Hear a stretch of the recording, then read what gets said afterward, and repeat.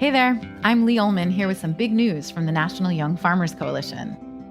We're partnering with Heritage Radio Network on a special season of The Farm Report. It's all about what's happening with the Farm Bill and how it impacts farmers and eaters. I am growing diversified vegetables on land that's been in our family for 150 years. And so with the pandemic, gentrification, property values going up, we had to sell the land and we lost it. Join us as we uncover the untold stories behind this massive piece of legislation that shapes how we grow our food, what we eat, and so much more. The problems we have had, those are things that come from earlier Farm Bill and USDA policy, right? Like Earl Butts, get big or get out. You know, it's my responsibility to know not only what I'm eating, but then like how that all came to be. And realize like, wow, like this piece of legislation, all this money, like it's technically something that I support as a taxpayer. While Congress debates the next Farm Bill, this is not just an invitation to listen. It's a call to action. Be part of the conversation. Subscribe to the Farm Report on Heritage Radio Network, wherever you listen to podcasts. Today's program has been brought to you by GreatBrewers.com, a social media marketing platform dedicated to promoting the world's great brewers and the beers they create. For more information, visit GreatBrewers.com. You're listening to Heritage Radio Network, broadcasting live from Bushwick, Brooklyn. If you like this program, visit heritageradionetwork.org for thousands more.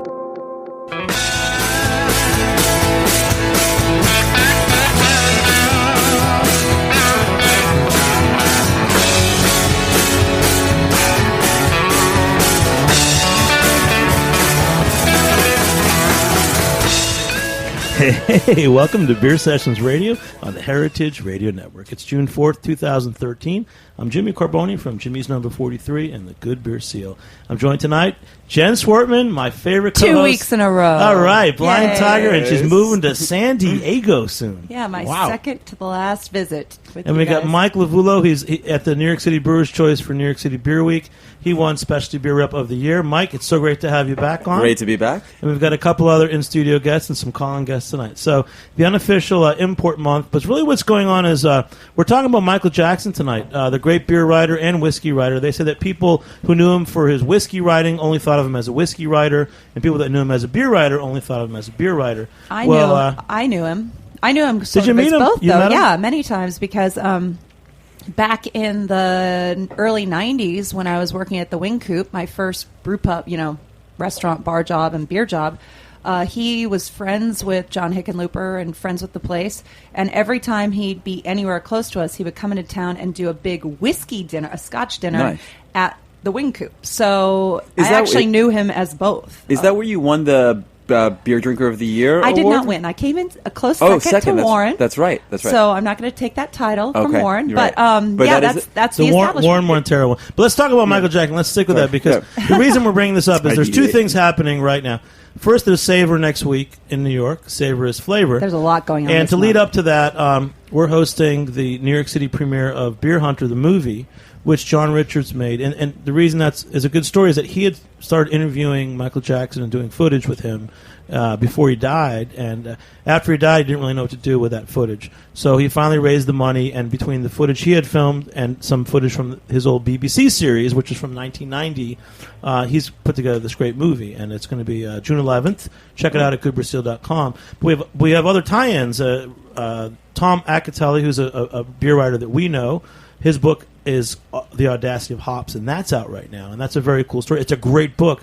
Talking about going back to the early days of craft beer in America. I mean, he's going back to Fritz Maytag and other guys in the late 70s who were just charting the course. But as soon as craft beer in America started, this fellow from England named Michael Jackson was there, and he was documenting and helping every small brewer along the way. So you almost have to say, without Michael Jackson, would there be a craft beer movement in America? I don't think it would be as pronounced as it is right now. Like, he's inspired a lot of people. Like, especially when I first met what's his name, James from what's the name of the brewery that does all the hardcore beers in Scotland? Oh my God, I forgot the name of it. But anyhow, he's like Brewdog. He's like without Michael Jackson's validation, like I wouldn't have thought to open up my own brewery and start doing this stuff. Yeah. I think he was also, correct me if I'm wrong, but I think he's given the credit for really defining beer styles for the world. So that then, at which, of course, now we break all those rules, if you want to call them rules.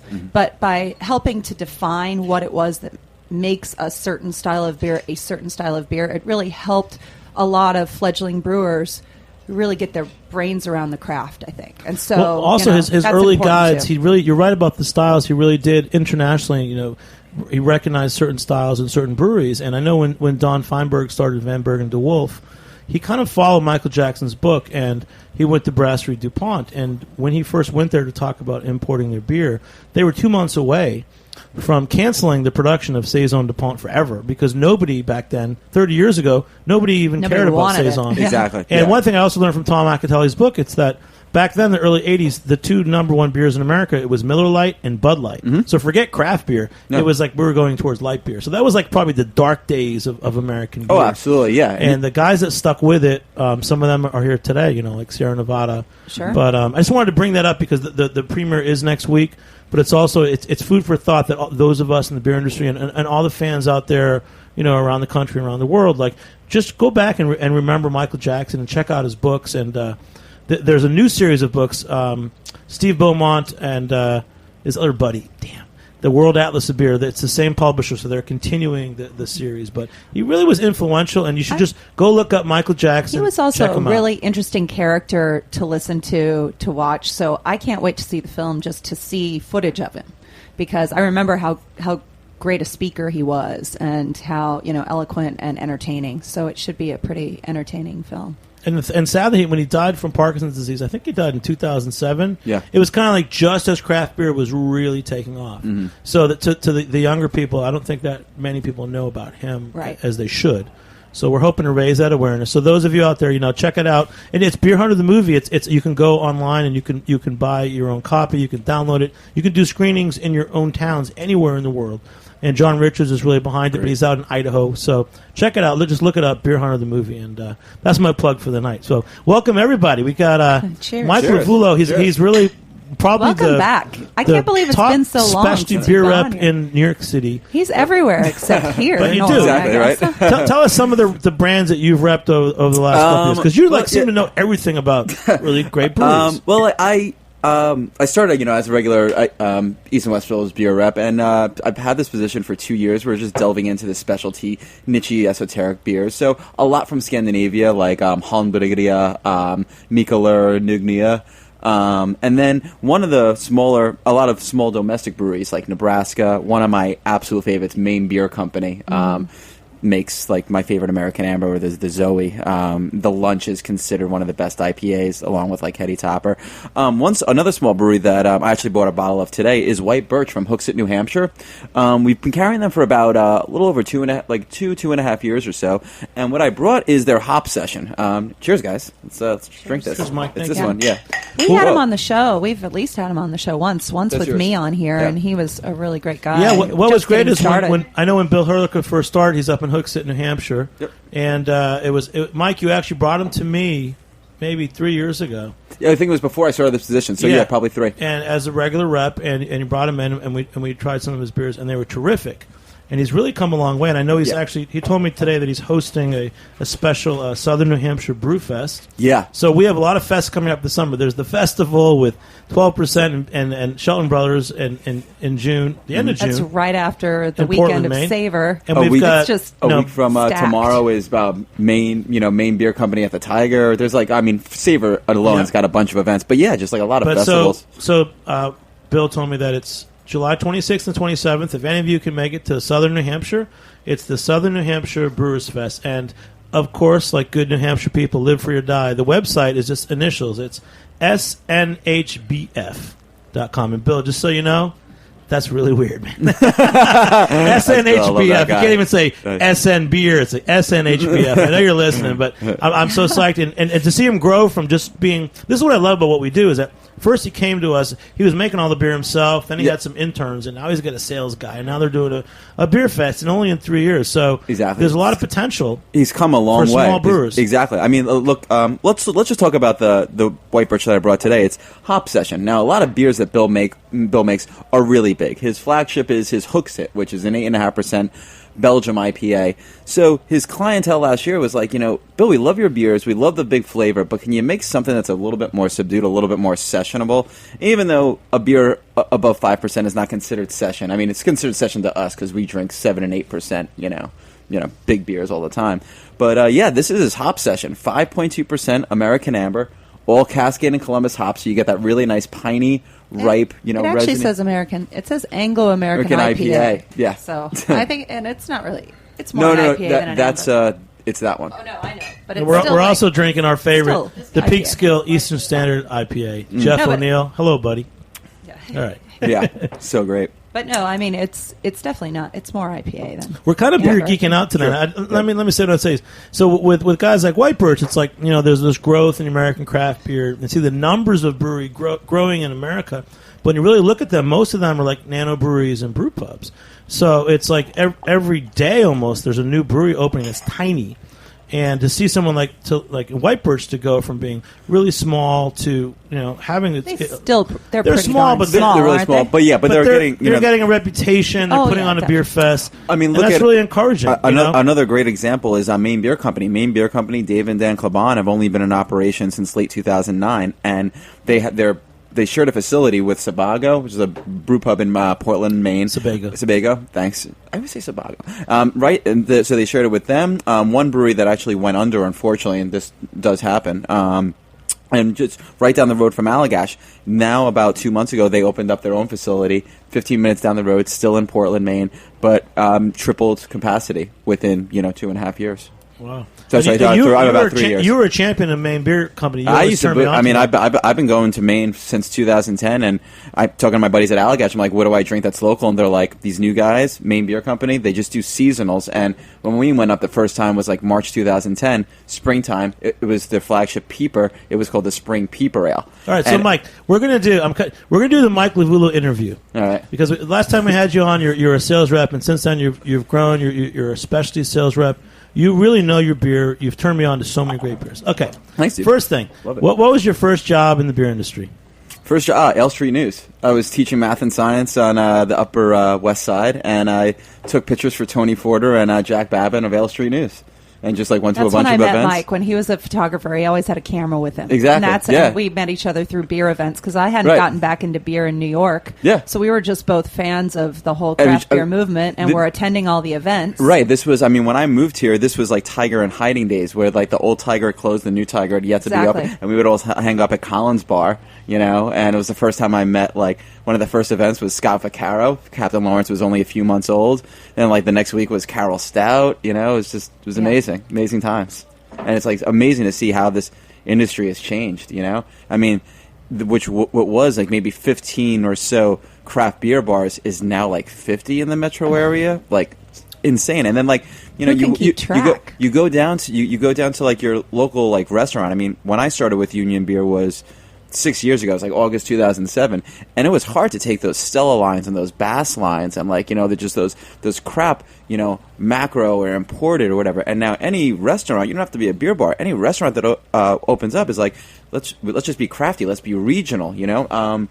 Lauren could testify for this. You work at Fede Saw. Joe does all New York beers there, and everything is different and great. You want to talk a little bit about? No, not yet. Oh, sorry. We'll get back to it. But that's a little background on what you're doing, and you're right about back when you started. It was a lot tougher. But for example, now Single Cut Beersmith in Queens. I was talking to Rich the other day, and he said that he's in over 200 accounts. So there's easily 200 places in New York City, whether they're restaurants or bars. Exactly. Yeah. And probably 1,000, but there's 200 that are serving local beers. So the challenge used to be that you had to try to coerce them into giving up one of these Stella lines. Exactly. And now the problem is there are too many places that want it, so you can't even keep up with all the demand. Exactly. And visit all those accounts and have the personal, relationships you want to have. And when I started with Union Beer, there was one manager for all of Manhattan. Now there's there's one that oversees Manhattan, but there's like 5 different managers, and there's twice as many reps and everything. It just shows you the growth of like union beer. I mean, when I started like American beer, like our great buddy Joe, like he had 2 reps, one for Brooklyn and Manhattan. Now he's got like 5, and he's a small little outfit. Definitely. Mike, another question before we take a break. Okay. I hate to put you on the spot. What? If you're going out to a bar tonight, yeah. and you could wish for one beer, what beer would that be? One beer. Always 2-year-old Allagash Interlude. That's my dream beer. I knew it was going to be an Allagash. The guy's got the tattoo. Yeah, right. You have an Allagash tattoo? You don't know this? Dude, show us. Come on. All right. Hey, we're going to take a short break. Yeah. We'll be back in a few minutes on Beer Sessions Radio. All right.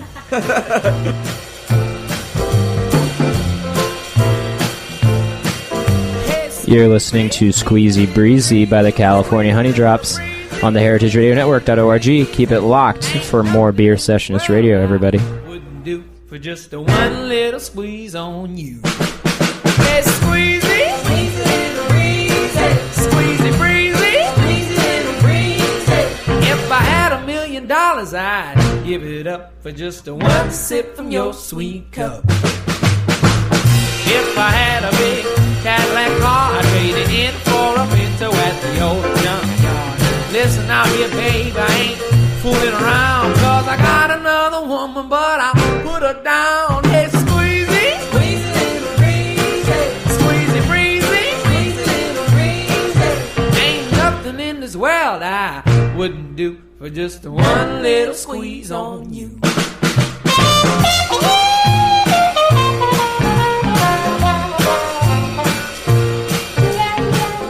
Hey, welcome back to Beer Sessions Radio on the Heritage Radio Network. We got a great show tonight. I'm with Jen Schwartman, my soon-to-be San Diego buddy. Yeah, your long-distance You're moving. friend. Maybe I'll call in. Maybe I'll be like a correspondent. Tell us West again, Coast correspondent to Beer Sessions Radio. Why are you going to San Diego and I the talk beer about job this all the time. People are sick of hearing about it. I want to hear it again. Oh, I still can't remember. I have good friends, talented brewer who, he and his wife are going to open up their own brew pub, and I am going to go bartend for them and just see that market in action and have my feet in sand every day is the hope.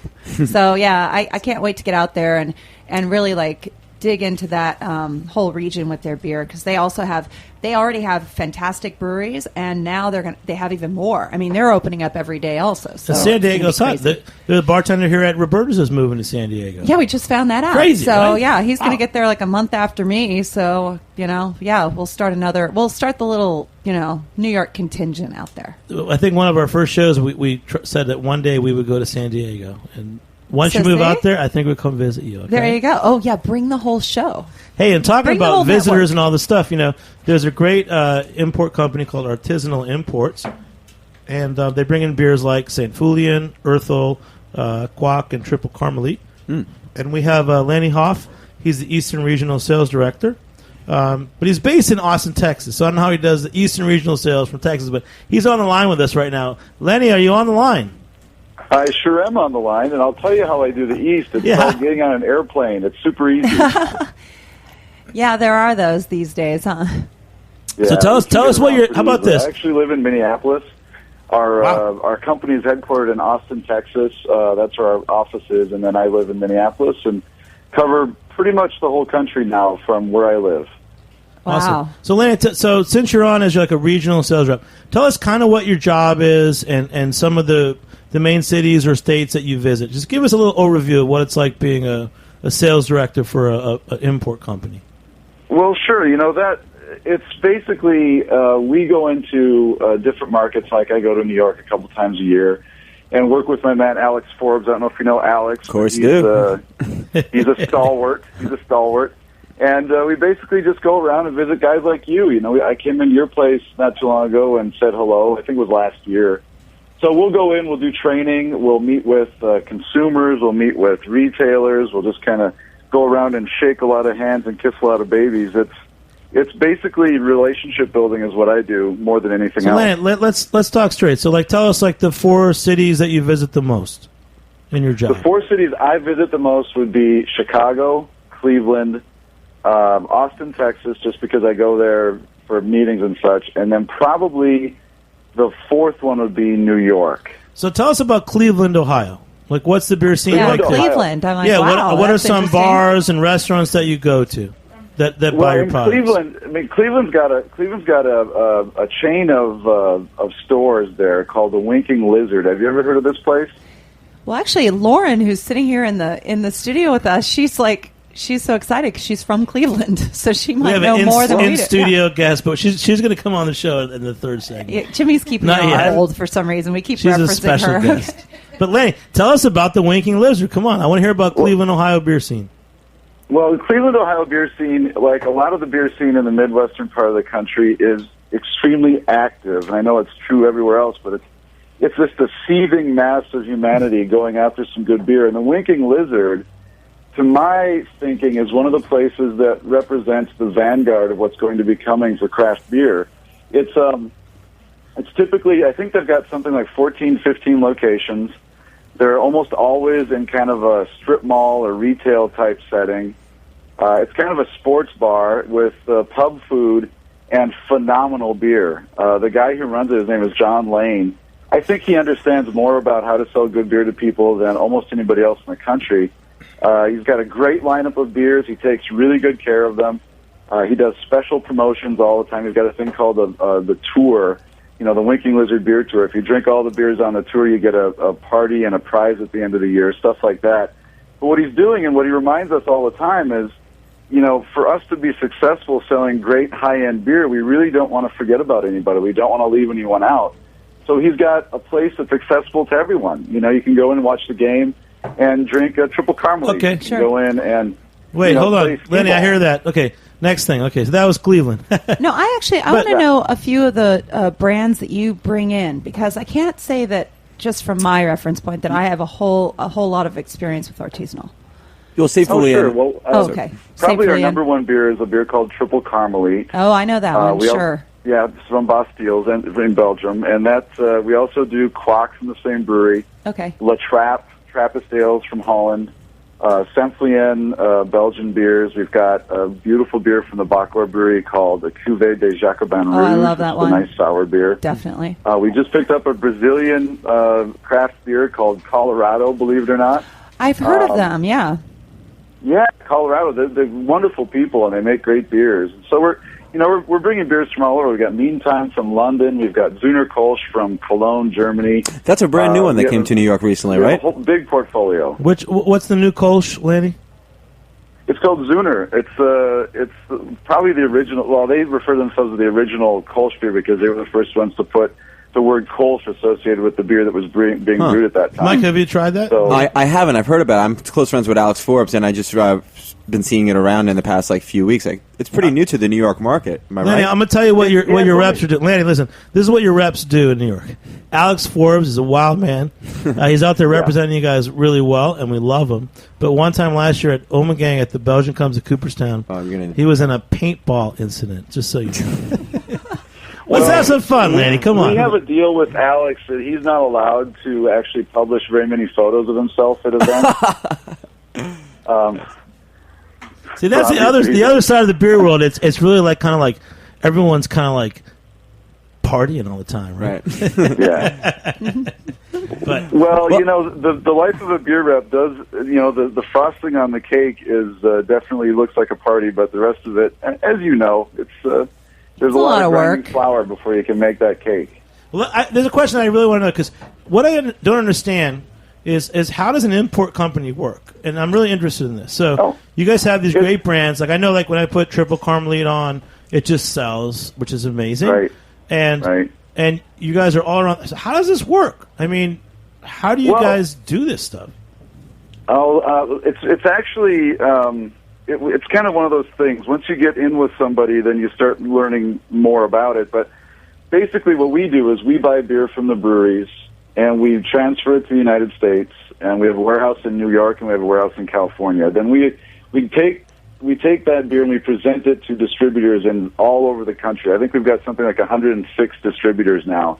And so we present it to them, and then we sell it to them, and they sell it to accounts, they sell it to retailers, and then people buy it from them. So basically, we're the representative of the brewery in the U.S. for all the breweries that we work with. Are you in all the? We own the beer. We sell it. We represent it the best we can. Are you in all the states? At least the 48. Almost contiguous? all. I would say that right now, I think the only two places we are not. I don't think we're in North Dakota, and I don't think we're in West Virginia. I think we've got everything else covered. Nice. And then, Lanny, what is the Austin connection? I know there was another group that had imported Chimay for a while. Is Austin a really good beer area? Well, Austin's coming on just really strong, but what's kind of weird about Austin in the history of American craft beer is that it just so happens to be where a lot of importers came from. So you're thinking about Mannequin Brussels Imports, they bring in Chimay. My partner, Bob Leggett, was actually the owner of that company until 2004. And he and I started our company together to focus on just the eastern part of the United States. And then he jumped off the Mannequin Brussels thing into the artisanal imports thing. So now we're working together full-time since 2004. So that's the Austin connection. Basically, he was a sugar daddy, and I was the worker bee that got the company started. We like sugar daddies. I love sugar daddies. He's a great man. Jen doesn't need a sugar daddy. I do okay by myself. Heroes of the craft beer world. And one more question. Okay, so the real story, we're trying to tie this into Michael Jackson and this great American beer scene that's happened. We know that to us, and many of us still, Belgium is still the country that most people identify with great beer. Right. I know that you became an honorary knight of the Chevalier du Foucault de Bressuze. Did I say that right? That's right. A sort of Belgian Brewers Yeah, very good. What does that mean? Yeah, what is it? It's the knighthood of the Brewers Mash Staff, and basically what it is, it's a trade organization that's an outreach organization that kind of identifies and acknowledges people that have served Belgian beer. So basically the main group consists of Belgian brewers. That's kind of the peak of the mountain. And then every once in a while they'll bestow this honorary knighthood on people that have been selling Belgian beer across the world. So every September they have a knighting ceremony, and it's actually kind of cool. If you ever get a chance, the first weekend in September, go to Brussels. You can see this whole thing. It's unbelievable. They basically do a knighting ceremony. So you're brought up on stage, and they read a decree. You get a nice parchment at the end of it. You get a medallion that, as far as I can see, its primary use is to get me free beer in Brussels, which is cool. Is that for life, dude? Yeah, it's wow. It's kind of a neat little thing. So basically it's a celebration of people that have tried to promote and present Belgian beer in a professional way. Yeah, I've known some other knights. I think Randy Thiel of New Glarus now and Tom Peters were both knighted at the same time. Wow. Yeah. Randy? Oh. Yeah. That's great. They had a blast. Yeah, that was a long time ago, but the stories live on. So. And then, Lanny, one more thing. So you're saying that as an importer of Belgian beer, you really feel that not only it's almost like a duty and a privilege to be working with these brands, don't you? It's like a very special tradition, isn't it? It's really a remarkable relationship because they put so much trust in us, and it's very much like a family situation. I mean, our biggest brand is Bastiles, and when we go visit those guys, it's like visiting your uncles in a way.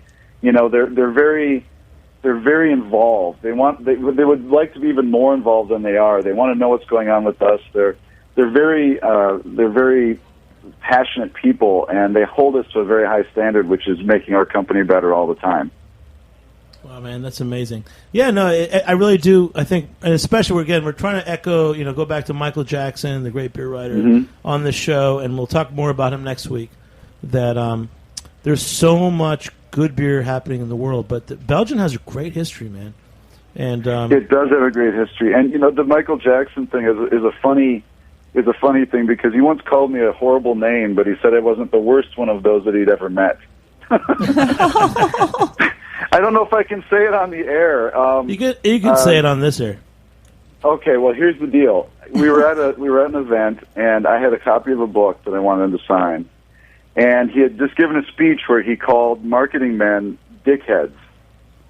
And I came up to him and I said, Michael, I listened to your presentation. I just want you to know that I'm a marketing guy. I work for a beer import company. And so you might think I'm a dickhead. And he looked over his glasses at me and he said, Lanny, I've known you for several years. You are indeed a dickhead, but you're not the chief dickhead. And he wrote that in my book. He actually wrote, to Lanny, not the chief dickhead, Michael Jackson. Perfect. That's great. It was a tremendously touching moment in my career. Well, then I'm going to cross-promote. Our buddy John Richards finally finished his movie about Michael Jackson. It's called Beer Hunter, the movie. And I'll tell you, you should check it out and try to spread it in your network because he really put a lot of time into that. He had been doing some original footage with Michael before he died. And finally, he's got the movie out there. And it's basically a grassroots effort. So just Google it, everybody. Google it. John Richards, Beer Hunter, the movie. Definitely check it out. I'll do it. We'll do what we can, man. I'm excited about it. Yeah, you could do some tours with some of your beers and that. So, Lanny, thanks for calling in. We're going to take a short break, and we'll be back in a few minutes on Beer Sessions Radio. Cheers. Ooh, Lord, baby. Oh, baby, can't you hear me crying? You're listening to Help Me Now by the California Honey Drops on the Heritage Radio Network.org. Keep it locked, everybody. Ooh, Lord. Oh, baby. Oh, baby, can't you hear me crying? Oh, can you hear me now? Oh, baby, please. So, you like good beer? Whether you're a craft beer pro or just had your first sip of an IPA, GreatBrewers.com is your #1 beer resource on the internet. GreatBrewers.com bridges the gap between the world's great brewers and the consumers who enjoy their products. With so much information and misinformation out there, GreatBrewers.com focuses on education and leaves no stone unturned. Take the Great Beer Test on their website and browse through an extensive product catalog. Download their mobile Beer Cloud app, which includes a GPS beer finder, a beer sommelier, and descriptions for over 5,000 different brews. What are you waiting for? Back up that passion for craft beer with some solid information and education. Visit GreatBrewers.com today. Hey, welcome back to Beer Sessions Radio. We're out here at Roberta's in Bushwick, Brooklyn, having a great time. I think I'm going to have some pizza tonight, but I might have a Mangalista pork collar. It's really one of the best restaurants in New York City, and we're out here in Bushwick, man. And tonight there's a special meeting of hosts. If you like Heritage Radio Network, think about joining as a member, heritageradionetwork.org. Become a member. There's some great hosts, and it's one of the best. Actually, I've been hanging out with NPR people. Let's do it. HRN versus NPR. There's some great shows on NPR, but you know what? I think HRN shows are better. You know, we're more relevant. We got a lot to talk about. Somebody's going to tell me that I'm wrong, but you know what? We're right. HRN is the best. They're both really good. They are. How's that? Jen, I love you, man. Come on. They're both really good. They are. It's like, yeah, you can't downplay NPR. Come on. I'm not. But you know what I love about this? Thank God they exist. Guess who's in the studio tonight? We went beyond. We've got a specialty beer rep, Mike Lavulo, Jen Swartman, and we've got first our #1 fan from England, Garen Backer. How are you, Garen? Hey, how's it going, Jimmy? How are you doing? You know, Welcome Garen, back. it's Thank you. We so appreciate knowing that we have fans from California, Michigan, and in England.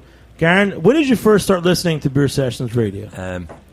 So I searched for it online when I started getting to a beer about 3 years ago, and it came up in a search and then subscribed to it, and so went back and downloaded the archive. So I've listened from show 1. Really like the shows that Ray Dieter was on.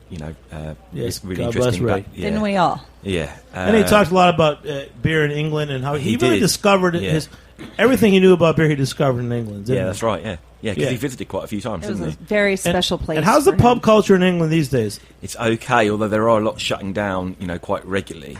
It's difficult to have those specialist beer bars because, unfortunately, the most popular beers are still your Carlings, your Heinekens, that sort of beer. Stellas. They're the most popular, unfortunately, because there is still a culture of going out on what we call the lash, and having a session, and it's all Stella. It's just the go-to beer. Well, it's funny because again, reading Tom McAtelly, I'm going to say it. Tom McAtelly's great book, The Audacity of Hops, how craft beer started in America. And it was funny that it was Michael Jackson, the great English beer writer, who came and helped and coached so many American craft breweries. And now, really, the best beer in the world is being made in America. And in fact, we have another studio guest tonight, Lauren Kennelly. We know her because she works with some of the great places in New York City, like Spite and Dival and Feta Sow, and Joe Carroll is her boss. But you've really worked in some great places, the Spite and Dival Grocery. Yes. And so we know you know your beers. And we found her today. She was hanging out at the bar at Roberta's. Yes, but I was. she's one of those secret heroes of the New York City beer world. You found me. What's a beer that you like that you would actually buy if you went somewhere? I mean, honestly, I'm your standard kind of, I love German beers. And so if you're going to find me buying anything, it's going to be like a Kolsch or Pilsner. So I grew up in Ohio, and everyone was really big into IPAs back in the 90s because that was probably the beginning of the big movement of craft beers and the discovery of it.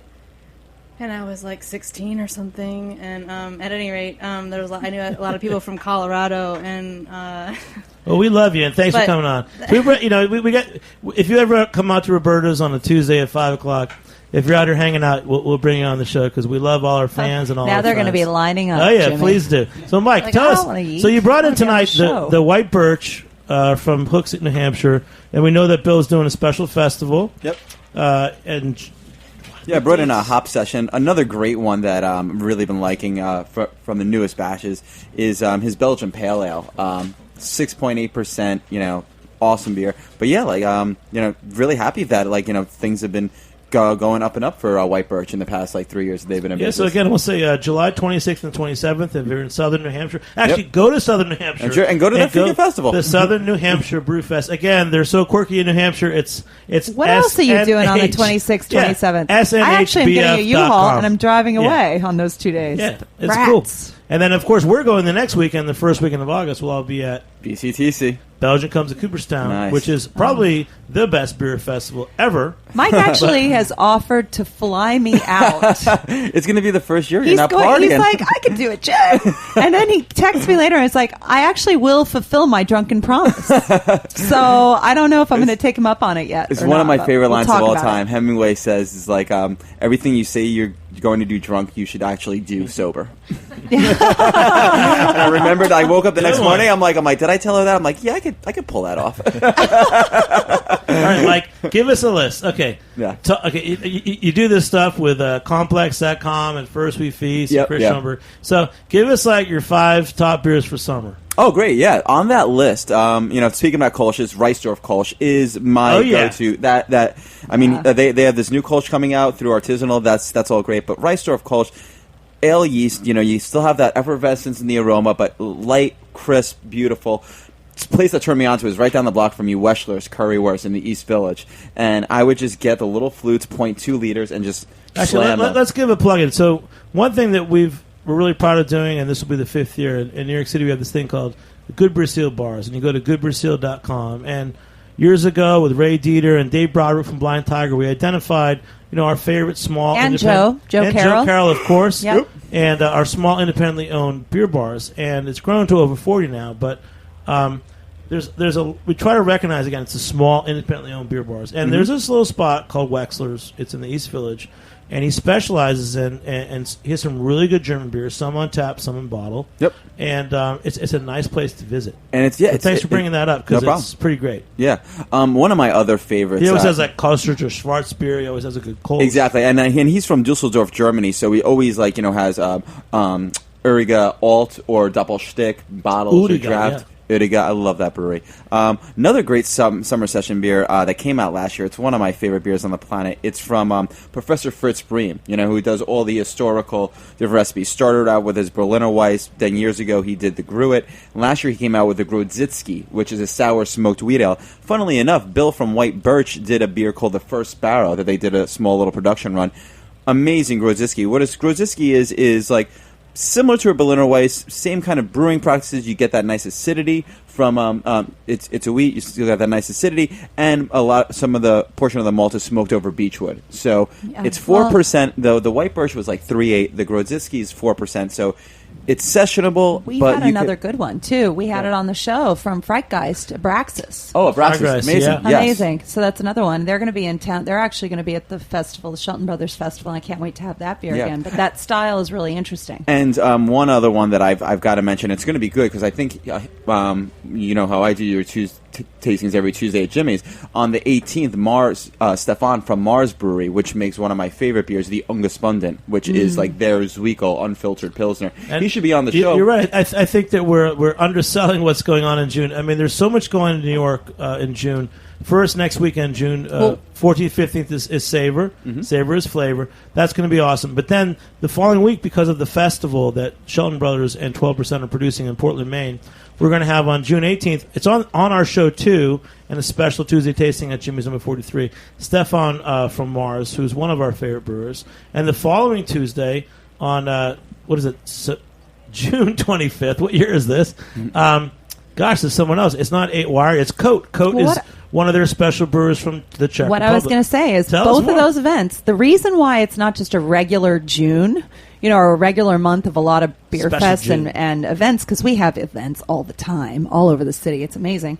But both of those events, both Savor and the festival, are two events back-to-back that in the Northeast where the brewers have to be present to pour their own beers. Yep. So for Savor, that's American breweries. So we've got breweries and brewers represented in the city for that weekend, for that week, that don't usually come to New York. And then the following weekend, it's not in New York City, it's in Portland, Maine, but it's very close by. All those brewers are flying in from all over the world. I mean, I think the farthest that they traveled was New Zealand last year. But it's so that means they also, a lot of them will come through New York or definitely through the Northeast Boston, to get to Portland. Yeah. So it means that we are going to, not only are there these 2 weekends with amazing events, but all around that through the entire month, you're going to have brewers in town from all over the country and all over the world coming in and having events, and their beer's going to be everywhere, and you get to learn so much in such a short period of time.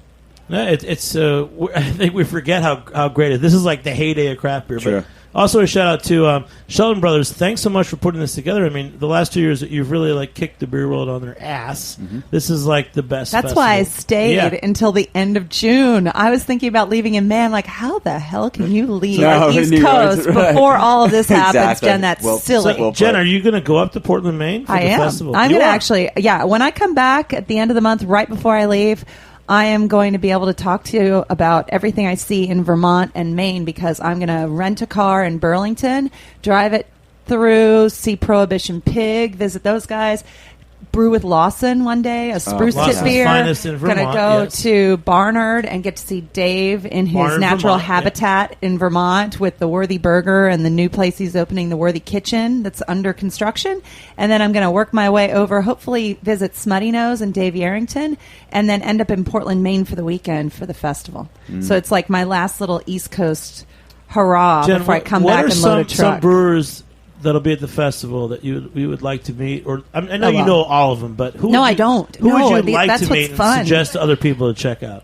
Well, of course, Stefan is a friend, but I mean, Jean Van Roy of Cantillon is another friend who I don't get to see very often, and he really just doesn't get out of Belgium much. When his brewery is in the brewing season, he's working 7 days a week, and he's got a family. Wait, so for the Cantillon guy's going to be in Maine? Yeah, of course. As is Yvonne de Beets from Brasserie de la Seine. Thank you. I was going to mention there were Yvonne. some I met so many great people last year. There are actually some Jester King, Ron Extract, who is the brewmaster Jester King out of Austin, is going to be there because they actually have a Shelton connection. Jolly Pumpkin, all those guys come in for that festival.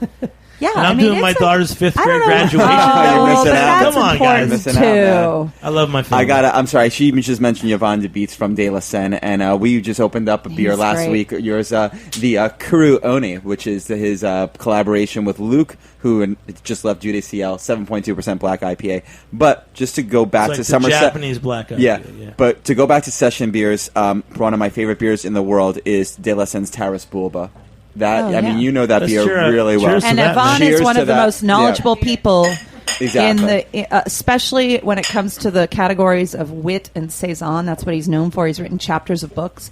So you're going to go to a festival where you actually have a chance to talk to this really nice guy who knows so much And if you have any questions from about his beer or about history of beer, he has so much to tell you. It really is an extraordinary opportunity.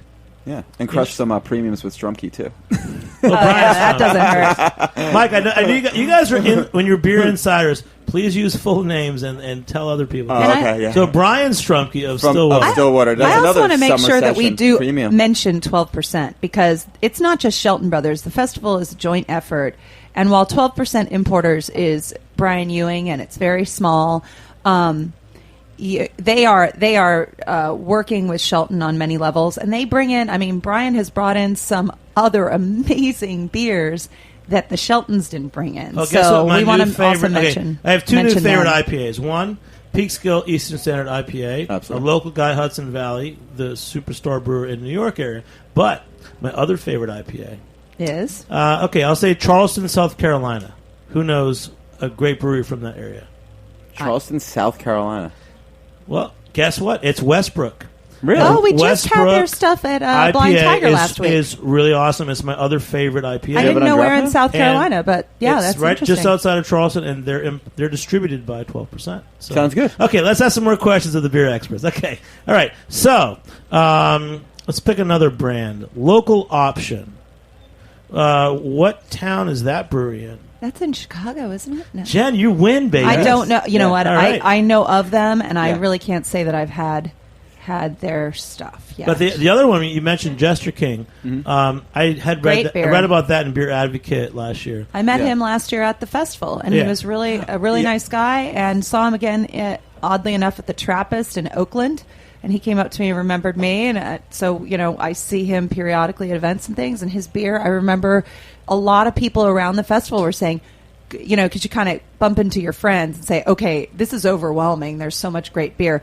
Who do I need to pay attention to that I might not have, been in contact with before? And everyone was sending people to Jester King. So they're a really great up-and-coming Austin brewery. And we were talking about Austin before. So. And I will say one thing. I'm going to talk about politics. This past spring when we were in Washington, D.C. for the Craft Brewers Conference, one thing that was interesting was that because D.C. is a federal district, they don't have any state liquor laws. It's pretty so basically incredible. they said that anyone that is licensed to brew in any state in America, as long as they're up to date on their fees, can ship to D.C. Really? Which is Well, that makes pretty sense. amazing. So it's something to think about. But going forward, one more question. We got Garen Backer, our top fan from the UK. Garen, we're going back to summer beers. Yeah. Forget what's going on now with Stella and Heineken, but in the old days in England, think of some of your favorite small breweries. What beer would you like to drink this time of year, as end of spring coming into summer? Some good English beers. I like a London Pride, anything by Fuller's. They do a nice sort of discovery ale, which is nice and light, especially for the summertime. That's a nice beer. Meantime, do a couple of lighter ones as well, not as heavy as their usual brands. I'd go for. They're pretty safe bets, I'd say. All right. And what about you, Mike? I know you know some. I mean, it's not from England, but Scotland's considered part of the UK, right? Definitely. Yeah. Okay. I got to say, Harveston's Bitter and Twisted is one of my favorite session definitely, ales of all time. Just considered a blonde ale, but they use this one hop called Hersbrucker, and it brings forth this like lemony honey aroma, and it's absolutely High five, Mike. And then last one, Lauren Kennelly from the Spite and Dival Fettisau group. What would be a good beer that you would like to drink as summer's coming on? Or vodka. Lastly, Well, I get a chance to. I actually have a weird one to throw out there, and it's the Black Pilsner by Schwartz, and I always like that one. It's a nice Like a little Schwartz Pils. Yeah. Yeah, all right. And Jen, you? Well, we were talking about Peekskill before and the amazing talent of Jeff O'Neill, who we've had on here many times, but his Simple Sour, that's just it's a Berliner Weiss style. It's not a classic Berliner Weiss, but it's just super for a hot, humid day in the Northeast. Yeah, it's just refreshingly bright, Yeah. And yeah. Awesome. And you know what? This is a great show. Jen, are you going to be on next week, or when are you moving? Well, no, I'm so next confused. I can't understand this. No, next Tuesday, you didn't ask me to be here. The following Tuesday, I'll be up in Vermont with Lawson. And then the following week, I'll be here the day before I pick up a U-Haul. Nice. Yeah, so All right. it's kind of, and And then then we're when- going to go, and then after that, hopefully, if all goes well, we're going to go to 508 Gastro in Manhattan, back in like the Tribeca area, and hopefully Chris and I will be able to launch the collaboration we did a week ago, which is a double IPA that he was like, Jen's House of Hops. And I go, no, we need to slash the house and call it Apartment of Hops. Nice. Amazing. So Jen's Apartment of Hops should be on tap after we get off the And show, and everyone should come see us and drink the beer and hear his music because his band plays that night at Gastro too. Awesome. Jen, you're a rock star, and if anyone's moving to San Diego, look up Jen Swartman. But she's still in New York. just knock What the on the heck? door. Hey, I want to talk about beer with you.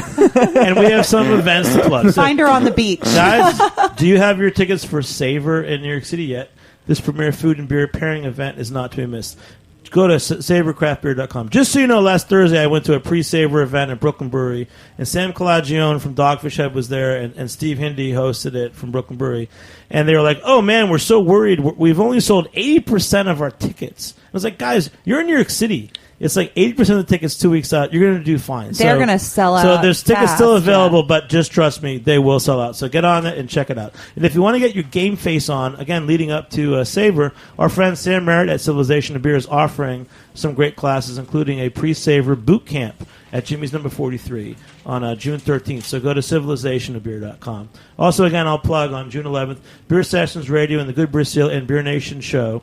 We're partnering with Beer Hunter the movie, and we're doing the New York City premiere. So if you're in town on June 11th, come out to an Anthology Film Archives. The ticket's only $10. You're going to get Broken Beer, some new Radiant Pig, and Saison de Pont, and some food.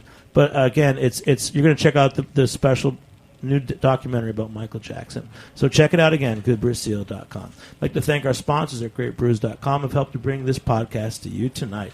And again, thank you everyone who's in the studio tonight. We've got Jen, we've got Garen, we've got Mike, we've got Lauren.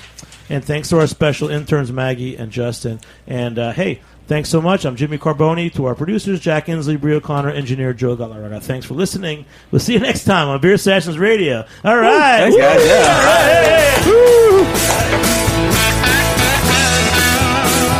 Thanks for listening to this program on heritageradionetwork.org. You can find all of our archived programs on our website or as podcasts in the iTunes Store by searching Heritage Radio Network. You can like us on Facebook and follow us on Twitter at heritage_radio.